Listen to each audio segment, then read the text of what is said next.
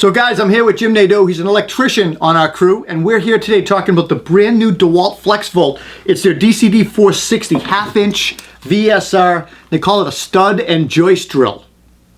So Jim, what do you think of this? Yourself using this? Rob, I've been pretty excited about this actually.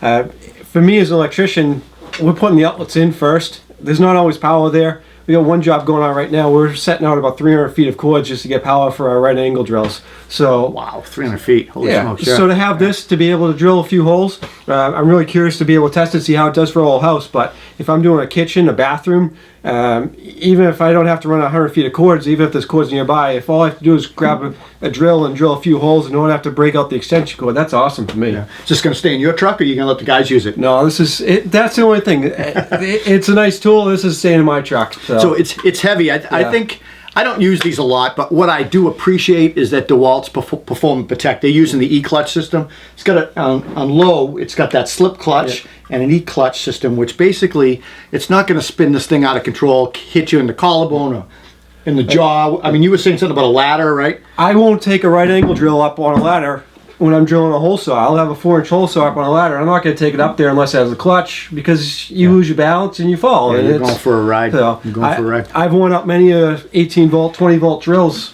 using that. So do you see guys actually buying this? I mean, this is a completely different platform with battery tools. Yeah. Well, we talked a little bit about the price, $800 for this, and that's where it gets a little tough. I mean, I get a little hard on for a tool like this, and despite the cost. We got an E-clutch for that. Yeah. So it's going to be tough for me not to spend the $800 on it. Yeah. But when you said, will this go in my truck or the guy's truck?